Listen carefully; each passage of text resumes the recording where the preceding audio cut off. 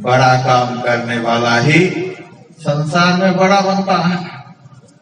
छोटा आदमी भी यदि बड़ा काम कर ले तो बड़ा बन जाएगा, और बड़ा आदमी भी यदि छोटा काम करने लग जाए तो छोटा बन जाएगा। कर्म आदमी को छोटा से बड़ा बनाता है, और कर्म आदमी को बड़ा से छोटा बना देता है। यदि गांव का श्रेष्ठ व्यक्ति, गांव का बड़ा व्यक्ति चोर के साथ बैठने लग जाए तब उसको बड़ा कहेगा कोई? अरे देखो ये चोर के साथ बैठता है। छोटा के साथ बैठते ही बड़ा छोटा बन जाता है। और चोर भी यदि बड़ा के पास जाकर बैठेगा, कहेगा अब यह सुधर गया, अब इसमें सुधार आ गया, अब यह बड़ा के पास जाकर बैठने लग गया। आप थोड़ा सा विचार करके देखिए, इस संसार में सबसे बड़ा कौन है? इस संसार में सबसे बड़ा आदमी कौन है? अयोध्या जी में हुए पलटू साहब, उनकी वाणी में है, बड़ा होइत ही पूजिए संतन किया विचार। संतों ने कहा है जो सबसे बड़ा हो उसकी पूजा करनी चाहिए, जिससे बड़ा कोई नहीं हो सकता, उनकी पूजा करनी चाहिए, उनका संग करना चाहिए, उनके पास बैठना उठना चाहिए। आप भी दुनिया में सबसे बड़े हो जाएंगे। सबसे बड़े का संग करेंगे तो सबसे बड़े बन जाएंगे। बड़ा होइत ही पूजिए संतन किया विचार। संतन किया विचार ज्ञान का दीपक लीधा। ज्ञान के प्रकाश में हम लोग बढ़िया से देखेंगे बड़ा आदमी है कौन यहाँ। ज्ञान का दीपक लीधा। देवता 33 कोट नजर में सबको चीना। धरती पर के आदमी तो ऐसे ही थपेड़े खा रहे हैं। चलो स्वर्ग के देवताओं के पास 33 करोड़ देवताओं को ज्ञान के प्रकाश में देखो, ये बड़े हैं कि इससे भी बड़े कोई हैं। देवता 33 कोट नजर में सबको चिन्हा, सबका खंडन किया, खोज के 3 निकाल। इन 33 करोड़ में सबसे बड़ा धरती पर के सारे मनुष्यों में देवता को श्रेष्ठ बतलाया गया, क्योंकि जो भी है सब कोई न कोई एकादशी, चतुर्दशी, सोमवारी, मंगलवारी तो कर ही रहे हैं। बड़ा मानते हैं तभी तो कर रहे हैं। जिंदा देव को कोई न पूजे, मुर्दे की मेहमानी। किसी भी तरह से तो हम लोग उन देवी देवताओं को बड़ा मानकर पूजा कर रहे हैं। 33 करोड़ में से बड़े कौन है? तो ज्ञान के प्रकाश में संत महापुरुषों ने देखा कि 33 करोड़ देवताओं में 3 देवता बड़े हैं, ब्रह्मा विष्णु महेश। लोगों ने कहा तो ठीक है, इन तीनों की पूजा करते हैं। तो तीनों में जो बड़ा होगा उनकी न पूजा करोगे? इन तीनों में बड़े कौन?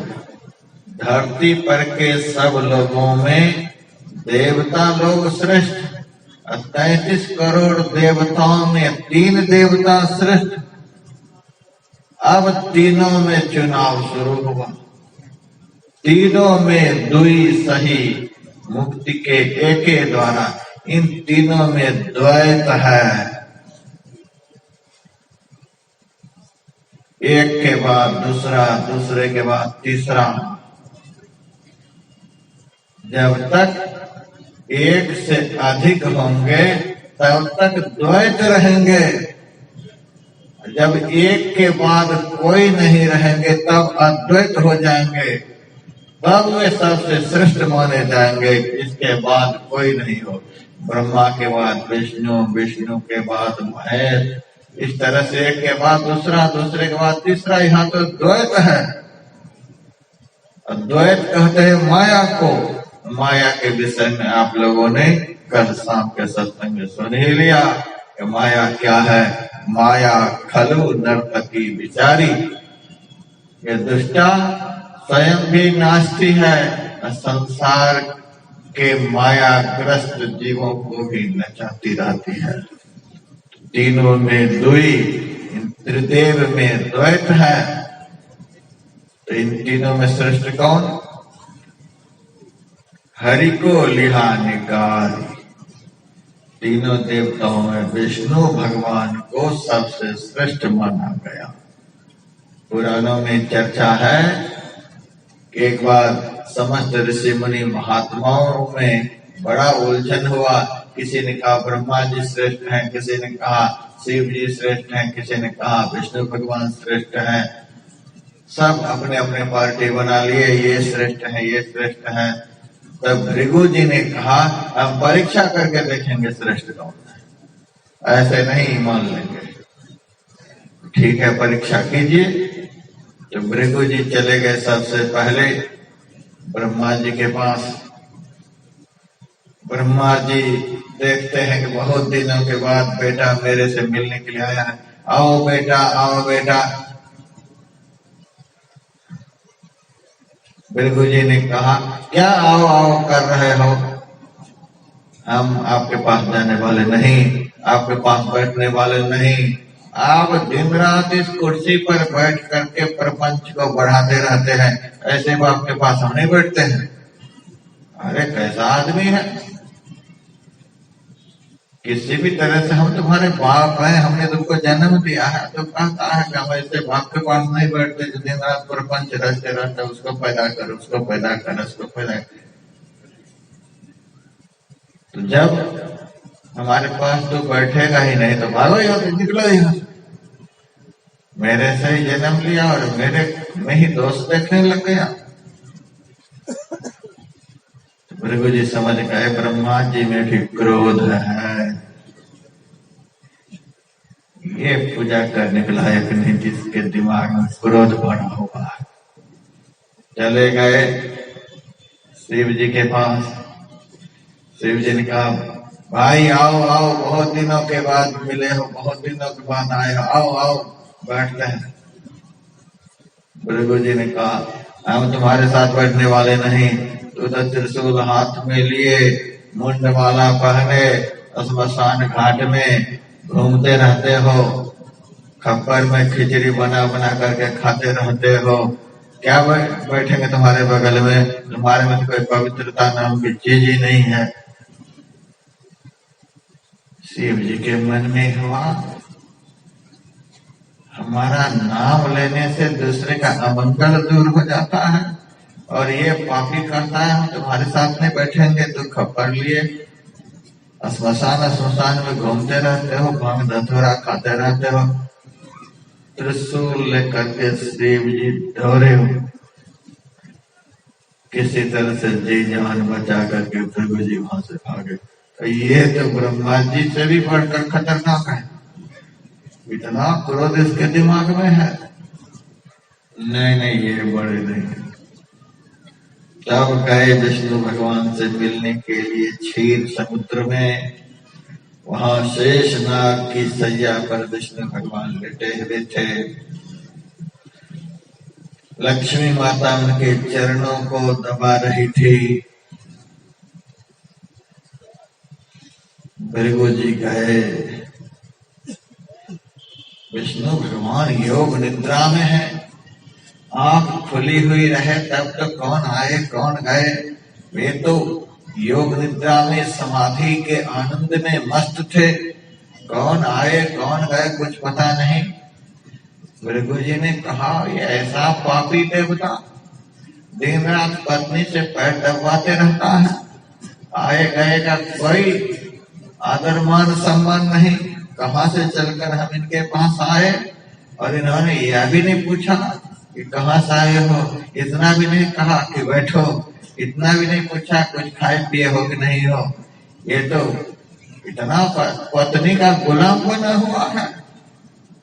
साधु महात्मा से कोई लेना देना इनका नहीं, आंख बंद किए मस्त लेटा हुआ है। अपना दाया चरण उठा करके विष्णु भगवान की छाती में एक लात मार दी। ऐसा कहीं भगवान होता है? इसी की पूजा दुनिया करती। भगवान की आंखें खुली और भृगु जी के दोनों चरणों को भगवान ने पकड़ लिया और कहा, महाराज हमारी छाती बहुत कठोर है और आपके चरण कमल से भी ज्यादा कोमल है। इस पर जो आपने प्रहार किया, आपके पैर में बहुत चोट लगी होगी। महाराज थोड़ा मैं सहला देता हूं ताकि चोट आपकी खत्म हो जाए। तब भृगु जी वहां से निकले और सभी देवी देवताओं के बीच, ऋषि मुनियों के बीच जाकर के कहा, सभी देवी देवताओं में विष्णु भगवान श्रेष्ठ है। इनमें जरा भी क्रोध नहीं, जरा भी कोई विकार नहीं। कितना हृदय निर्मल है, कितना कोमल है। ये सबसे श्रेष्ठ है। हरि को लिया निकारी, सब देवताओं में विष्णु भगवान श्रेष्ठ है। लेकिन विष्णु भगवान श्रेष्ठ तो है, पर संत की दृष्टि में नहीं। हरि को लिहा निकारी, बहुरे फिर मंत्र विचारा, फिर विचार करने लगे कि विष्णु भगवान अपने अंदर किस गुण को स्वीकार करके संसार का पालन करते हैं, उस गुण को तो देखो। तो देखा विष्णु भगवान जो है वे सत्य गुण प्रधान देवता है। हरि है गुण के बीच, सत्य गुण के अधीन रहकर, सत्य गुण में रहकर विष्णु भगवान संसार का पालन करते हैं। गुण कहते हैं बंधन को। विष्णु भगवान सत्य गुण के बंधन में बंधकर संसार का पालन करते हैं।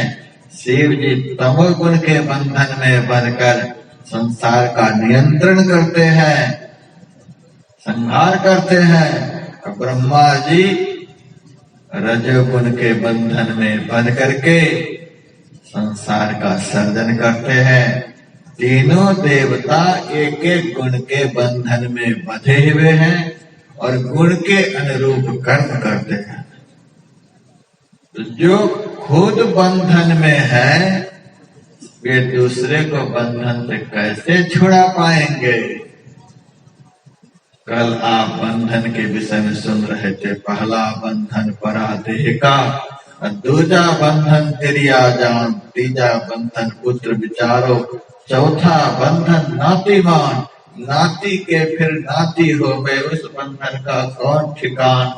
चौलर बचलर सतलर रसरी बांध लियो ते भोगदितान, कैसे छूटन होए तुम्हारी गहरा बंधन परा निशान, पड़े तो गाढ़े बंधनान।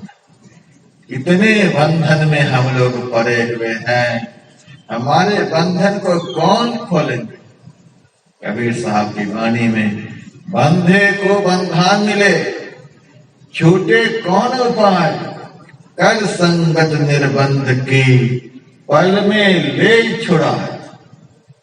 निर्बंध का संग करो, जिसके ऊपर कोई बंधन नहीं, तो वे आपके बंधन को धीरे धीरे खोल देंगे। जब खुद बंधे हुए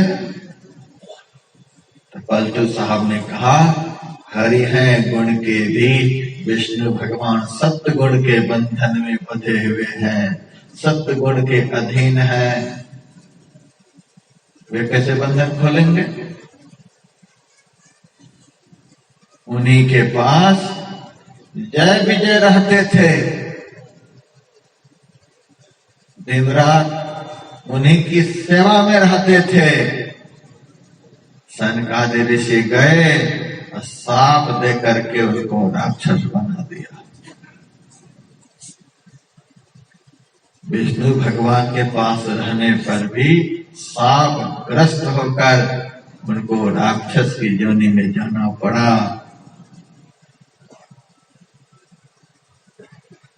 ब्रह्मा जी के पास रहने वाले राजा श्वेत को भी कर्म का बंधन ऐसा लगा कि अपने शरीर का मांस उसे नोच नोच करके खाना पड़ता था।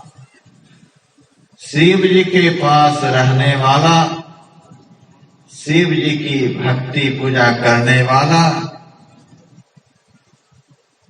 जालंधर, त्रिपुरासुर, गजासुर कर्म दोष के कारण दूसरे जन्म में भी भयंकर राक्षस हुआ। इन देवताओं के पास रहने वाले भी बंधन में बंध गए, साप लगा और नीचे की योनि में चले गए। लेकिन आज तक सृष्टि में कोई ऐसा पापी नहीं, कोई ऐसा दुराचारी नहीं जो संत के पास जाकर भी उसके जीवन में कोई परिवर्तन नहीं हुआ। रत्नाकर कैसे हत्यारे थे, अंगुलीमाल कैसे डाकू थे, लेकिन सबके बंधन खुल गए। वाल्मीकि जो है ब्रह्म समान। सब देवी देवता किसी न किसी तरह से किसी न किसी गुण के बंधन में है। हरि हैं गुण के बीच। ज्ञान के प्रकाश में पलटू साहब ने देखा, संत है गुण ते न्यारा। इसीलिए पलटू प्रथमे संत जन, दूजे है करतार, बड़ा होए ते पूज्य संतन किया विचार। पलटू प्रथमे संत जन, नंबर 1 में संत हैं जिनके ऊपर कोई बंधन नहीं। उनमें इतना सामर्थ्य होता है कि परमात्मा को भी अपने प्रेम के बंधन में बांध करके रखते हैं। जो परमात्मा को भी प्रेम के बंधन में, भक्ति के बंधन में बांध करके रखे, उससे बढ़कर संसार में कौन हो सकता है। अभी आप लोग क्या कर रहे हैं?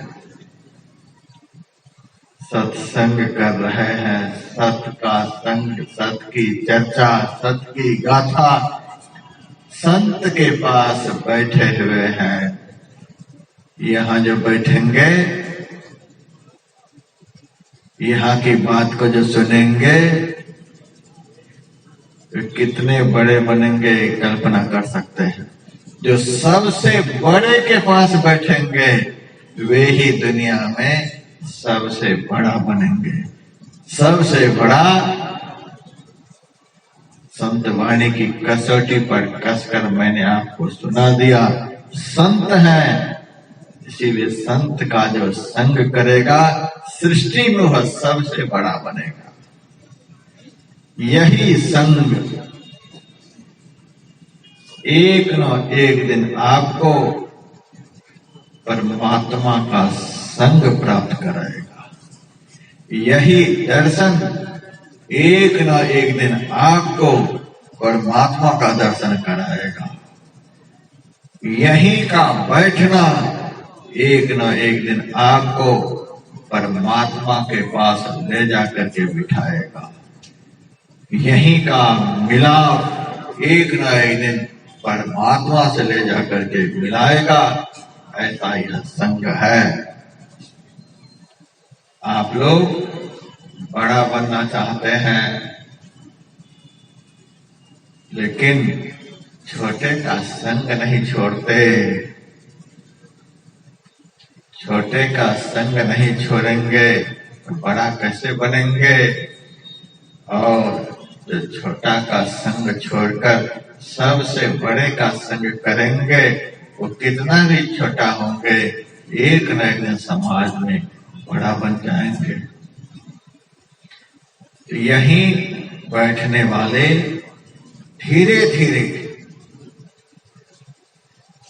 भक्ति का पहला अंग प्राप्त करेंगे, भक्ति का दूसरा अंग प्राप्त करेंगे, भक्ति का तीसरा अंग प्राप्त करेंगे। जो यहाँ बैठेंगे उसी के जीवन में भक्ति का विकास होगा। तीसरा अंग, चौथा अंग, पांचवा अंग, छठा अंग, सातवां अंग, आठवां अंग, नौवां अंग। भक्ति के 9 अंग हैं और भक्ति के अंग का श्री गणेश, भक्ति के प्रकार का श्री गणेश, भक्ति का शुभारंभ यही बैठने से होता है। और धीरे धीरे भक्ति करने वाले में इतना विकास होता है, इतना विकास होता है कि भक्ति की पराकाष्ठा जो परमात्मा है, उस परमात्मा में जाकर यह जीव एकीभूत हो जाता है। भक्ति की पराकाष्ठा ही परमात्मा है, ज्ञान की पराकाष्ठा ही परमात्मा है, प्रेम की पराकाष्ठा ही परमात्मा है, समग्र सद्गुणों की पराकाष्ठा परमात्मा में है। यहाँ बैठने से जीव के अंदर जो सोया हुआ सद्गुण है उसमें क्रमिक विकास होता है, क्रमिक विकास होता है। विकास होते होते ज्ञान बढ़ता जाएगा, वैराग्य बढ़ता जाएगा, भक्ति बढ़ती जाएगी, प्रेम बढ़ता जाएगा। जैसे आग में कोई लकड़ी डाल दे, आग की लपट बढ़ती जाएगी। उसी तरह से यह सत्संग क्या है, यज्ञ है, यहाँ ज्ञान की अग्नि प्रज्वलित है। यहाँ जो अपने तन को बिठा करके रखेगा, यहाँ जो अपने तन को डालकर रखेगा, यहाँ जो अपने मन को डालकर रखेगा, यहाँ जो अपने धन को डाल करके रखेगा, यहाँ जो अपने प्राण को डाल करके रखेगा, उसके जीवन में विकास होगा। अग्नि में ईंधन को डालने से अग्नि भड़कती है, उसी तरह से इस ज्ञान की अग्नि में जो अपने को डाल देगा, उनके ज्ञान में विकास होगा, उनके वैराग्य भक्ति आदि सद्गुणों में विकास होगा। विकास होते होते एक दिन आप पराकाष्ठा को प्राप्त कर लेंगे। इन समग्र सद्गुणों की पराकाष्ठा ही परमात्मा का दर्शन है।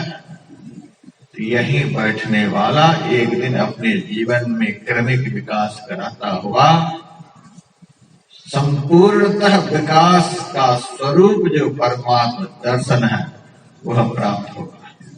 हम लोगों का जन्म इसीलिए हुआ है। यहाँ यदि नहीं बैठेंगे, यहाँ की बात को यदि नहीं सुनेंगे, आप कहीं के नहीं रह जाएंगे। हरिद्वार में जहाँ गुरु महाराज का आश्रम बना हुआ है, पास में ही वहाँ गंगा बहती है। हम कभी कभी जाते हैं गंगा के किनारे टहलने के लिए। वैशाख जेठ में जब जाते हैं तो जहाँ तहाँ गंगा के किनारे हम देखते हैं सूखी सूखी लकड़ियां पड़ी हुई होती हैं। उस लकड़ी में घुन लगे हुए होते हैं और लकड़ी गलती रहती है, सूखती रहती है। जब सावन भादों में उसी तट पर हम जाते हैं, सावन भादों में गंगा में जल बढ़ जाता है, गंगा में बाढ़ आ जाती है और गंगा का जल धीरे धीरे उस पड़ी हुई लकड़ी के पास पहुंचता है।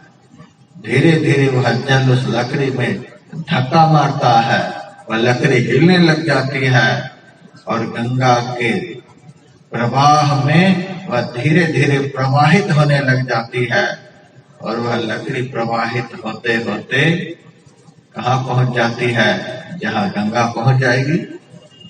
यदि वह लकड़ी गंगा के प्रवाह को नहीं छोड़े तो लकड़ी एक दिन समुद्र में समाविष्ट हो जाए। उसकी सड़न खत्म हो जाएगी, और पड़ी पड़ी जो सड़ रही थी उसमें गति आ जाएगी। तो जैसे गंगा का प्रवाह पड़ी पड़ी लकड़ी में गति ला देती है, उसी तरह से सत्संग क्या है, यह भी भक्ति रूपी गंगा का प्रवाह है। गुरु महाराज की दया से समझिए कि हरिद्वार से गंगा की बाढ़ इस दिन गंगा में आ गई है। नदी की बाढ़ जब आती है तब क्षेत्र का कितना बड़ा नुकसान होता है, कितनी गायें बह जाती हैं, मकान बह जाते हैं, कितने आदमी भी बह जाते हैं, कितना क्या क्या बह जाती है, कितना नुकसान समाज का होता है। परंतु यह सत्संग भी एक बाढ़ है, सत्संग की बाढ़ यहाँ आई है। लेकिन इस बाढ़ से यहाँ के समाज का कोई नुकसान नहीं होगा, किसी भी तरह से नुकसान नहीं होगा। नुकसान होने वाला भी होगा तो वह नुकसान समाप्त हो जाएगा। इस बाढ़ में जो पड़ गए, इस बाढ़ से बाहर नहीं होना। जैसे गंगा के प्रवाह को वह बड़ी बड़ी लकड़ी जो सड़ रही थी नहीं छोड़े, उसमें गति आ जाएगी और समुद्र में पहुंच जाएगी। उसी तरह से इस सत्संग की बाढ़ में जो अपने को डाल देगा, इस स्थान को जो नहीं छोड़ेगा, इस संग को जो नहीं छोड़ेगा, उसके जड़ जीवन में गति आ जाएगी। वह बड़े बड़े जो संसार में सड़ रहे थे, विकारों के कीड़े उनको खा रहे थे, उनके जीवन में दिव्यता आ जाएगी, उनके जीवन में चैतन्यता आ जाएगी और वह जीव धीरे धीरे संसार की तरफ से चलना शुरू करेगा और चलते चलते सत्संग की बाढ़ के साथ वह एक दिन परमात्मा रूपी समुद्र में जाकर समाविष्ट हो जाएगा, परमात्मा में जाकर के मिल जाएगा। परमात्मा से मिलने के बाद गुरु नानक देव जी महाराज कहते हैं, आनंद विनोद करे दिन राति सदा सदा हरि केला जीव। परमात्मा का दर्शन हुआ नहीं, परमात्मा से जाकर मिले नहीं। गुरु नानक देव जी कहते आनंद विनोद करे दिन राति। आज तक मैंने नहीं पढ़ा किसी शास्त्रों में कि परमात्मा के पास बहुत बड़ा 5 स्टार होटल है, वहां खूब खाने पीने को मिलता है। हमने तो नहीं पढ़ा है, आप लोग पढ़े कहीं? शायद नहीं पढ़े होंगे। परमात्मा के पास सोना चांदी हीरा जवाहर का बहुत बड़ा खान है। जो जाएगा उनको हीरे की अंगूठी पहनने को मिलेगी, सोने की चैन पहनने को मिलेगी। पढ़ाया आज तक आप लोगों ने? सोना चांदी हीरा जवाहर की दुकानें हैं, फैक्ट्री है, खान है। नहीं पढ़े होंगे। आप लोग पढ़े हैं परमात्मा के पास आम का, लीची का, अखरोट का, बेदाना का, अनार का बहुत बड़ा बाग लगा हुआ है। जाएंगे तो खूब बढ़िया बढ़िया फल खाने को मिलेगा। परमात्मा के पास सोनी, सूती, ऊनी, रेशमी आदि वस्त्र के बहुत बड़ा बड़ा भंडार है। जाएंगे तो खूब पहनने ओढ़ने को मिलेगा। पढ़े जहाँ पुरुष तहाँ कुछ नहीं। जहाँ परमात्मा है वहाँ संसार का कुछ भी नहीं है। वहाँ है क्या? परमात्मा के पास है क्या? बस एक ही चीज, शाश्वत आनंद।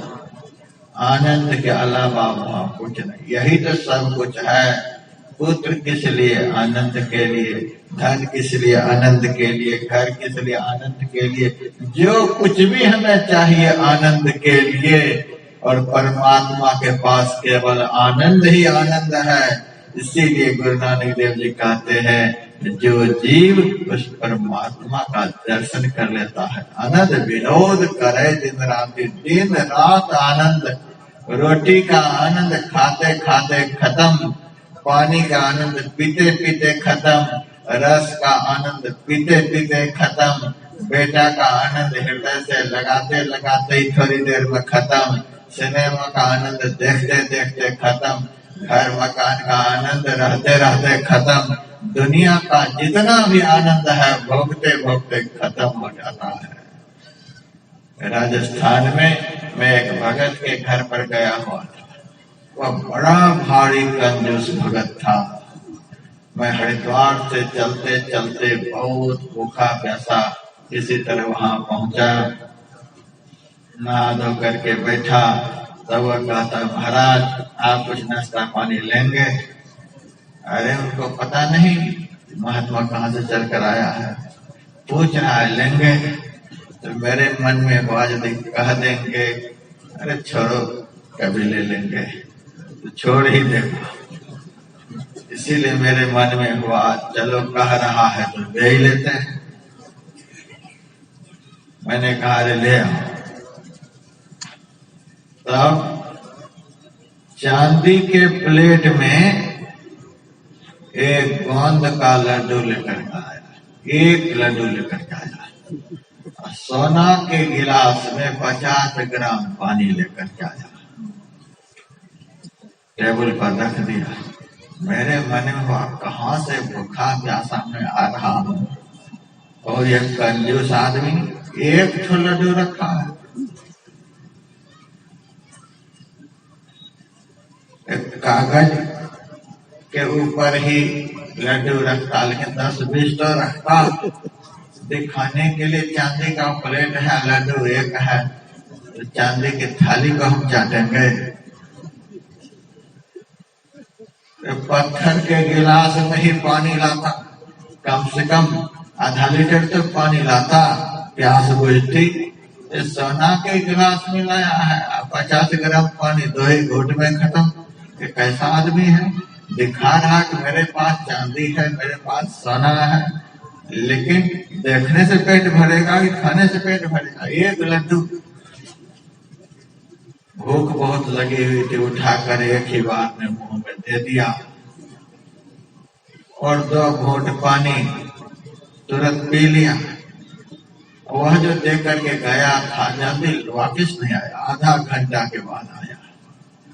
आकर के कहता महाराज देसी घी में गोंद का लड्डू बनाए थे, बहुत बढ़िया से अपने ही घर में बनाए थे, महाराज बताओ लड्डू खाने में कैसा लगा? मैंने कहा जब लगा तब खत्म ही हो गया। महाराज क्या बोलते हो? मैंने कहा 10-20 लाता तब स्वाद भी देखते, बहुत बढ़िया बनाए हो। या तो मुंह में दिया और भीतर चला गया, कुछ रहता कुछ देर ठहरता तो स्वाद भी लेता, जब लगा तब खत्म ही हो गया। जीवन खत्म हुआ तो जीने का ढंग आया, जब समा बुझ गई तो महफिल में रंग छाया। ये संसार का ऐसा ही आनंद है, भोगते भोगते आनंद खत्म हो जाता है, देखते ही देखते आनंद खत्म हो जाता है। यहाँ का आनंद क्षणभंगुर है, लेकिन परमात्मा शाश्वत है, नित्य है, अपरिवर्तनशील है, नहीं बदलने वाले हैं, सत्तावान पदार्थ है। उसका आनंद भी जो होगा वह अभी हिलने वाला नहीं होगा, वह शाश्वत होगा, वह स्थिर होगा, वह अविनाशी होगा, वह एक समान रहने वाला होगा। इसीलिए उस परमात्मा के दर्शन का जो आनंद है वह आनंद कभी समाप्त होने वाला नहीं।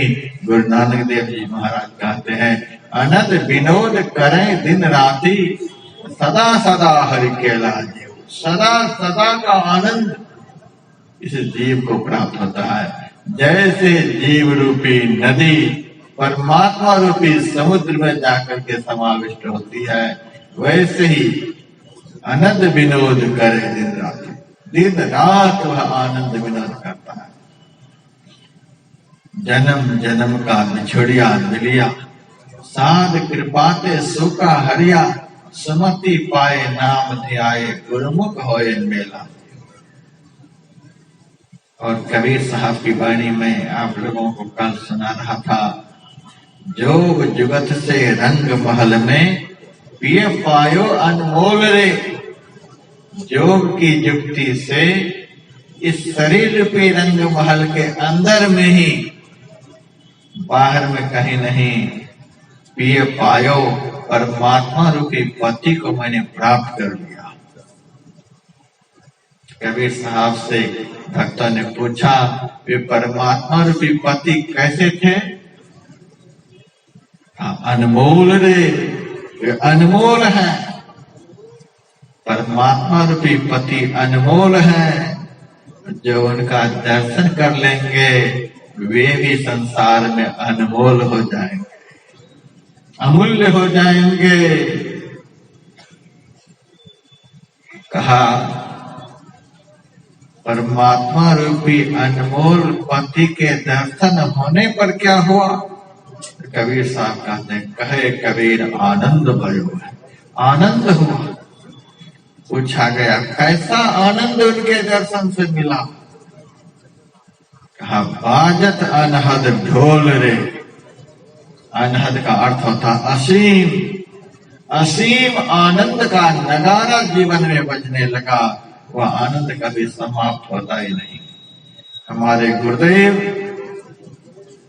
जब गुफा के अंदर से समाधि की पराकाष्ठा में पहुंचकर बाहर निकले, तो उनके मुंह से संत कबीर साहब की वाणी निकल रही थी, बाजे एक तार सुनब दिन रतिया, अविगत तार अलख गति गाजे, सुनत सुनत शीतल भई छतिया, बाजे एक तार सुनब दिन रतिया।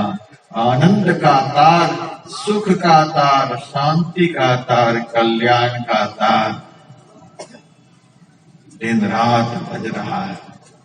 सुनब दिन रतिया, उस आनंद का अनुभव दिन रात, कभी आनंद समाप्त होता ही नहीं। हम आप लोग कैसा आनंद पाना चाहते हैं? 1 मिनट में खत्म हो जाए, 1 दिन में खत्म हो जाए, 1 महीना में खत्म हो जाए, हम आप लोग कैसा आनंद पाना चाहते हैं? यहाँ पर जितने भी लोग बैठे हुए हैं, कोई भी नहीं ऐसा चाहते होंगे कि हमारे जीवन में जो आनंद आए, हमारे जीवन में जो सुख आए, वो 2 दिन में खत्म हो जाए, 2 साल में खत्म हो जाए। जब तक जीवन है तब तक आनंद मिले, जीवन में कभी दुख नहीं हो। चलिए जीवन भर आनंद मिलेगा, मरने के बाद घोर नरक में जाएंगे। कोई तैयार है? कोई भी तैयार नहीं। मरने के बाद भी कोई दुख में जाना नहीं चाहते हैं। सबके भीतर में शाश्वत सुख की कल्पना है, शाश्वत आनंद की कल्पना है, शाश्वत शांति की कल्पना है। क्यों ऐसी कल्पना है? कि जो आनंद पाना चाहता है वह चाहने वाला भी शाश्वत है। यह जीव शाश्वत है, इसका किसी भी काल में नाश नहीं होता है। इसीलिए इसके भीतर में जो चाहना है उसी के अनुरूप चाहना है। कोई भी 1000 पति 100 रुपए से खुश नहीं होता। वह चाहता है कि कम से कम 1000 पति तो बना ही रहूं। यदि कोई बना दे तो 1,00,000 पति बना दे। 1,00,000 पति अपने को 1000 पति बनाना नहीं चाहता, वह चाहता है करोड़पति बनने के लिए। करोड़पति कभी भी लाखपति बनना नहीं चाहता है, वह अरबपति बनना चाहता है। जो जिस लेवल का आदमी होता है वह उससे ऊपर जाना चाहता है, उससे अधिक पाना चाहता है। हम अजर अमर अविनाशी आत्मा है। हमारे पास जितना आनंद है उससे अधिक आनंद हम पाना चाहते हैं। हम आत्मा से अधिक आनंद किस में है बताइए तो? आत्मा से अधिक आनंद किस में है? धन में है कि पुत्र में है, किस में है बता सकते हैं? यदि शरीर में आत्मा नहीं रहे, इस शरीर में लिपटा हुआ घर के सारे लोग रहेंगे तो भी आनंद मिलेगा। इस शरीर में यदि आत्मा नहीं रहे, काजू बादाम अखरोट आदि पीस करके उनके सामने प्याले में भर कर रख देगा तो भी आनंद मिलेगा। दुनिया का कुछ भी जो आनंद हमें मिल रहा है, इसीलिए हम आनंद स्वरूप आत्मा इस शरीर के भीतर में बैठे हैं। हम जो इसके भीतर में बैठे हैं, इसीलिए हमें पुत्र का आनंद, धन का आनंद, मकान का आनंद, कुछ भी का आनंद मिल रहा है। हम जिस दिन शरीर में नहीं रहेंगे, सारा आनंद एक ही क्षण में रफू चक्कर हो जाएगा। इससे सिद्ध होता है कि संसार के किसी भी प्राणी और पदार्थों में आनंद नहीं।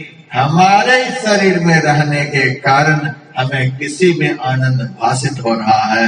हम आनंद के स्वरूप हैं, लेकिन हम अणु आनंद वाले हैं, परमात्मा विभु आनंद वाले हैं। जैसे लाखपति करोड़पति बन करके खुश होता है, उसी तरह से आत्मा आनंद वाला परमात्मा आनंद में जाकर के विशेष आनंद का अनुभव करता है।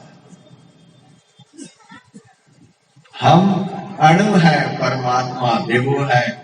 जब यह अणु विभु में मिलेगा तब इनका आनंद शाश्वत होगा, स्थिर होगा। अणु को विभु में मिलाना है, अंश को अंशी में मिलाना है, तब आनंद का पारावार नहीं रह जाएगा। यह मिलन कैसे होगा? इतनी सारी बातें जो सुनाई गई हैं, ध्यान की आवश्यकता को बतलाने के लिए। सब लोग शाश्वत सुख, शाश्वत आनंद, शाश्वत शांति पाना चाहते हैं। चाहने वाले शरीर में रहने वाले जीव हैं, और जैसा आनंद पाना चाहते हैं वैसा आनंद संसार में नहीं है, परमात्मा में है। तो अब हमें क्या करना चाहिए? अपने को परमात्मा का दर्शन कराना चाहिए, परमात्मा का साक्षात्कार कराना चाहिए। क्योंकि जैसा हम पाना चाहते हैं वैसा एकमात्र परमात्मा में ही है। उनसे मिले बगैर हम जैसा चाहते वैसा नहीं हो सकता। यह आवश्यकता, उपयोगिता आपको बतला दी गई है। अब जैसा हम चाहते हैं वैसा हमें कैसे प्राप्त होगा, कैसे मिलेगा, उसी के लिए